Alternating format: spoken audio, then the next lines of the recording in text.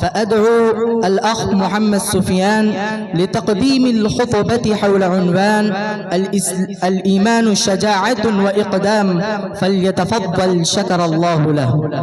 الحمد لله القوي المتين ولي المؤمنين الصادقين وهازم أحزاب الكافرين.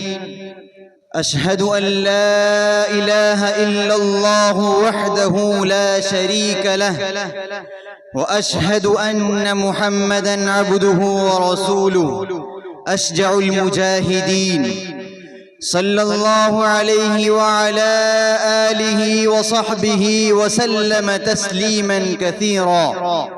أما بعد، يا حبذا الجنة واقترابها، طيبة وبارد شرابها، والروم روم قد دنا عذابها، علي إن لاقيتها ضرابها.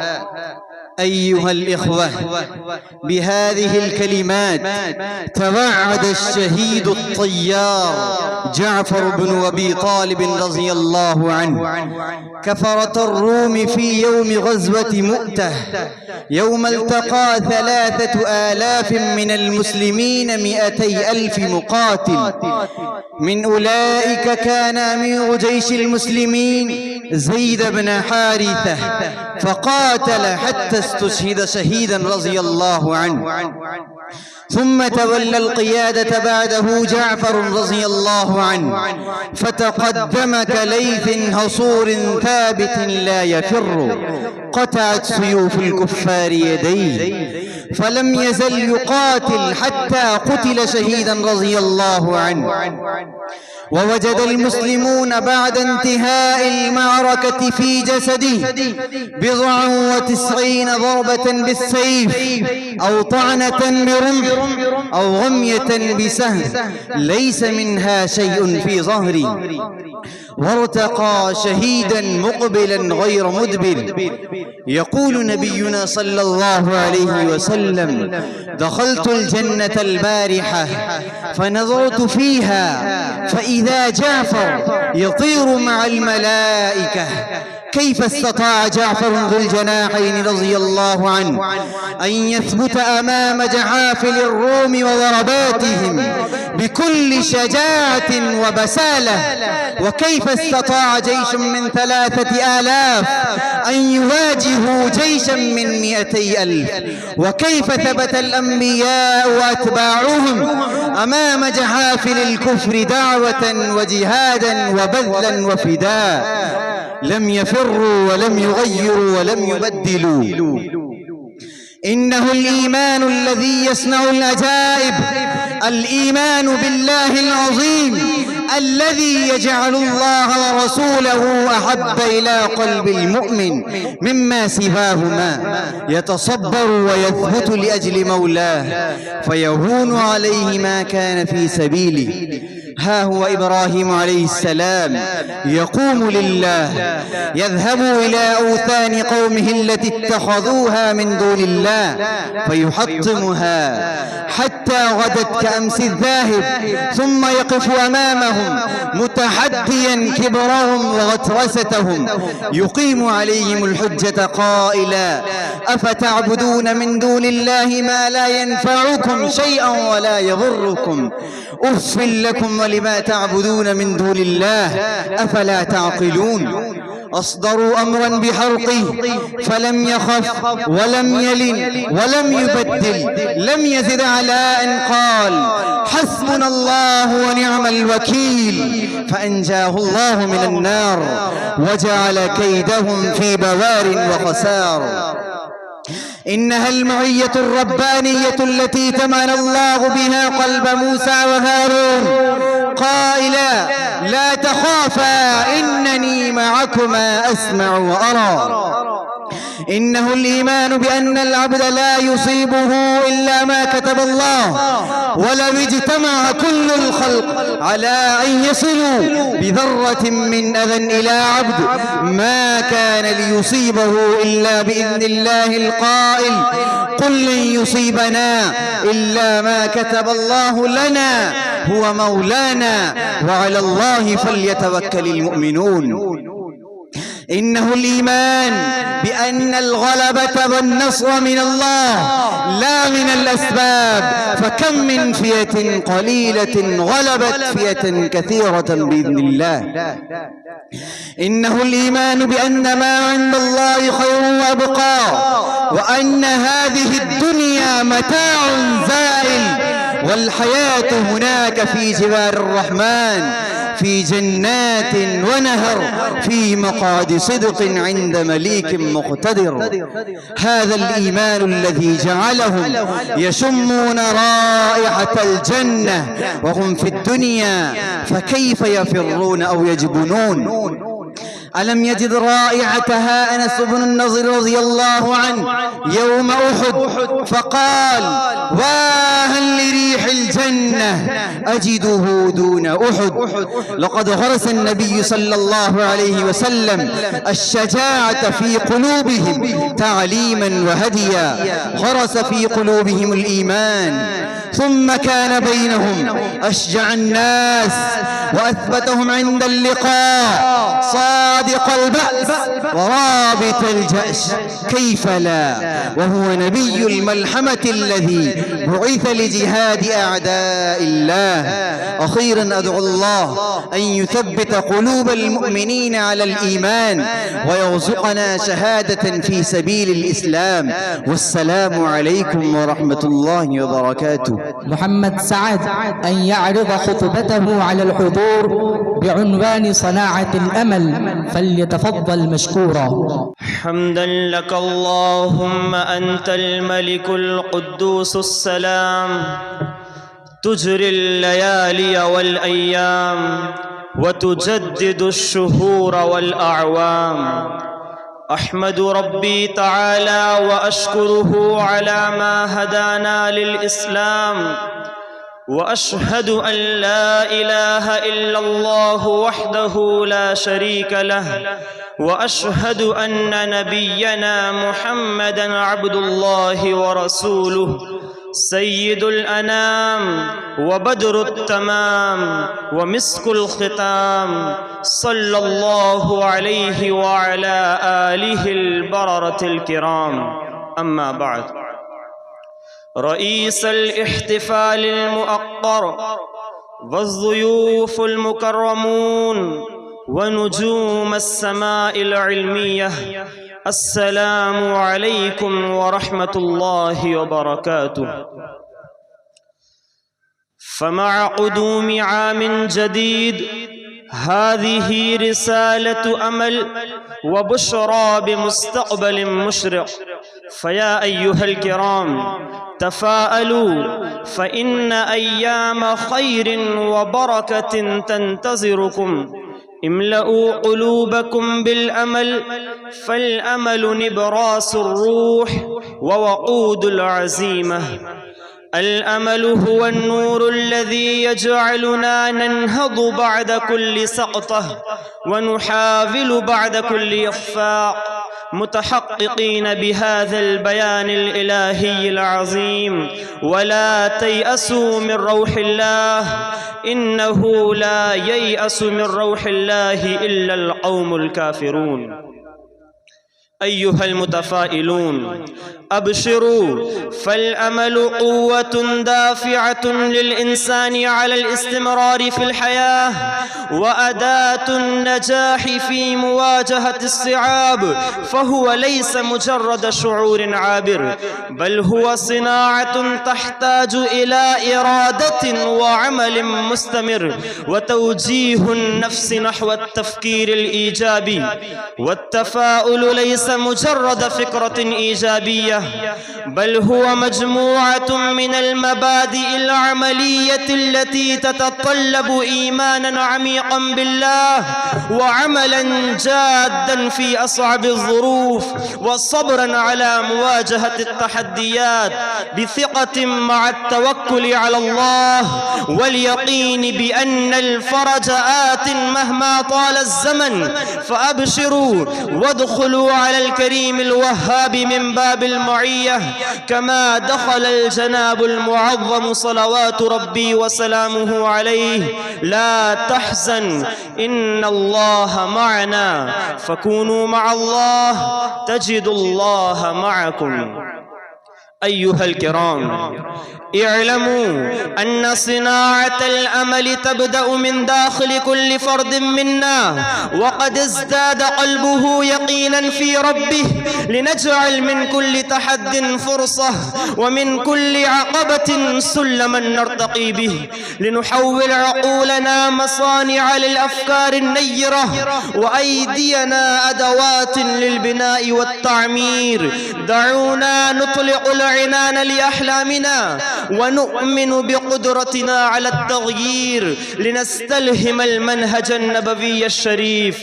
فقد كان الجناب المعظم صلوات ربي وسلامه عليه دائم الفعل، محبا لكل ما من شأنه أن يبعث على الأمل، ويكره كل ما من شأنه أن يدعو إلى التشاؤم أو الإحباط أو إشاعة اليأس. كما قال سيدنا أبو هريرة رضي الله عنه: كان رسول الله صلى الله عليه وسلم يحب الفأل الحسن ويكره الطيرة. وهذه رسالة إلى بائس خائف من المستقبل: قف على باب مولاك واطلب منه ما تريد، فربك يعطيك فوق المزيد مزيدا. حزنك سيتحول إلى فرح، وهمك سيصير فرجا، وضيقك سيتسع إلى مخرج. أحسن الظن بربك. فمن كان يصدق أن الجناب المحمدي صلوات ربي وسلامه عليه الذي خاض كل الصعوبات والمحن سيقف فاتحا منتصرا أمام ما يزيد عن 100,000 من أصحابه رضي الله عنهم، ليفتح باب الأمل للمستضعفين وباب الرحمة والعفو والمغفرة للناس أجمعين. ما تظنون أني فاعل بكم؟ قالوا خيرا ونظن خيرا، أخ كريم وابن أخ كريم. فقال صلوات ربي وسلامه عليه: فإني أقول كما قال أخي يوسف: لا تثريب عليكم اليوم يغفر الله لكم وهو أرحم الراحمين.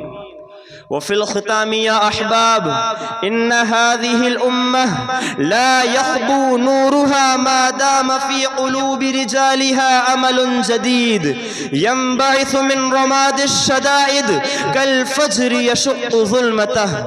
فإذا ضاقت بالأمة دروبها وتكاثفت على العبد همومه، فليعلم أن ربه أعظم من كل ما يألم وأقرب إليه مما يظن، وأن في خزائن الله من الفرج ما ينسف اليأس نسفا وينشئ للحياة راض الضعفاء أملا جديدا يرفعهم إلى مراتب العزة والطمأنينة. فشدوا العزم وثبتوا القلوب وأحيوا في نفوسكم نور الرجاء، فمن أقبل على الله بقلب صادق رفعه، ومن استعان به كفاه، ومن وثق بوعده جعله من أهل نوره وهداه. فيا أيها الناس، أبشروا وأملوا وظنوا بربكم خيرا، فهو القائل: أنا عند ظن عبدي بي، أنا عند ظن عبدي بي، فما ظنكم برب العالمين. أكتفي بهذه الكلمات، والسلام عليكم ورحمة الله وبركاته. محمد أسعد حول عنوان الإسلام دين القوة، فليتفضل مأجورا. السلام عليكم ورحمة الله وبركاته. الحمد لله رب العالمين، والصلاة والسلام على أشرف المجاهدين وأقوى المؤمنين وخير الخلق أجمعين. سيدنا محمد وعلى آله وأصحابه ومن تبع هديه إلى يوم الدين.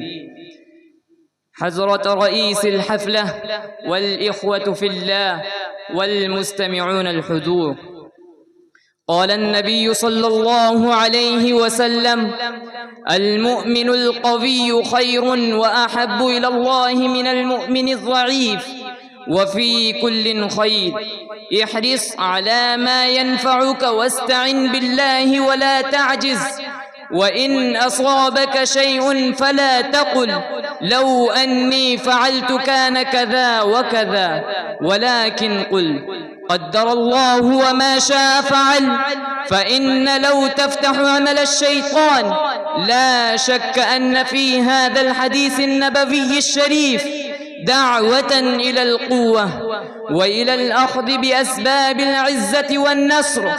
فالإسلام دين القوة ودين العزة والكرامة، لا يرضى بحال من الأحوال أن يكون أتباعه في ضعف وهوان أو ضلة واستكانة، لأن المؤمن عزيز، ولله العزة ولرسوله وللمؤمنين، ولكن المنافقين لا يعلمون.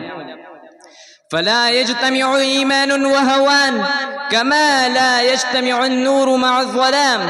كيف لا؟ والمؤمن يعلم أن له إحدى الحسنيين، إما النصر والسعادة وإما الفوز بالشهادة. وشعاره الذي يردده قول الشاعر العربي: عش عزيزا أو مت وأنت كريم، عش عزيزا أو مت وأنت كريم، بين طعن القنا وخفض البنود. ولهذا فقد دعا الإسلام إلى القوة في كثير من آيات الذكر الحكيم: وأعدوا لهم ما استطعتم من قوة ومن رباط الخيل ترهبون به عدو الله وعدوكم. وضرب رسول الإنسانية محمد صلى الله عليه وسلم أروع الأمثلة في الشجاعة والقوة حين فر الناس يوم حنين ولم يبق معه إلا نفر يسير. فكان صلى الله عليه وسلم وهو راكب على بغلة يخترق صفوف الأعداء وهو يقول: أنا النبي لا كذب، أنا ابن عبد المطلب. ولا عجب أن نرى هذا التوجيه الكريم من رسول الهدى ونبي الرحمة يدعونا فيه إلى سلوك طريق القوة، ويفضل المؤمن القوي على المؤمن الضعيف، لأن القوة هي طريق العزة وهي طريق النصر، وليست القوة التي دعا إليها نبي الإسلام قاصرة على قوة العضلات أو قوة الجسم، بل هي تشمل ضروب القوة من قوة الجسم والعقل والعلم وقوة الخلق والدين وجميع السبل التي تقوي الإنسان جسميا أو عقليا أو روحيا، حتى يبقى المؤمن مهيب الجانب عزيز النفس مصون الكرامة. وليس الأخذ بالأسباب يتنافى مع الاعتماد على الله والاستعانة به، فعلى الإنسان أن يسعى للأخذ بالأسباب مع اعتماده الأساسي على الله عز وجل. ولو أن المسلمين أخذوا بهذا الهدي النبوي الكريم لعاشوا أعزة سعداء كرماء، وليتهم يفعلون. فلا بد لنا أن نوجه عنايتنا إلى تربيتنا في أجسامنا بالإضافة إلى عقولنا وشعورنا، وإن كان هذا هو مطلب عسير وهدف شاق مرير في هذه الظروف الراهنة العصيبة التي نجتازها اليوم، ولكن لا بد مما ليس منه بد. فالحمل الوديع لا يصلح للعيش والثياب، والمستصرخ بالعدالة لا يسمح له بالبقاء إلا إذا حمته الأيدي القوية المؤمنة والقوة العسكرية أو شبه العسكرية، كما أشار إليه النبي صلى الله عليه وسلم: المؤمن القوي خير وأحب إلى الله من المؤمن الضعيف. أسأل الله سبحانه وتعالى أن يجعلنا نعرف مكاننا في الوجود ويرزقنا الثبات في الأمر. وآخر دعوانا أن الحمد لله رب العالمين، والسلام عليكم ورحمة الله وبركاته.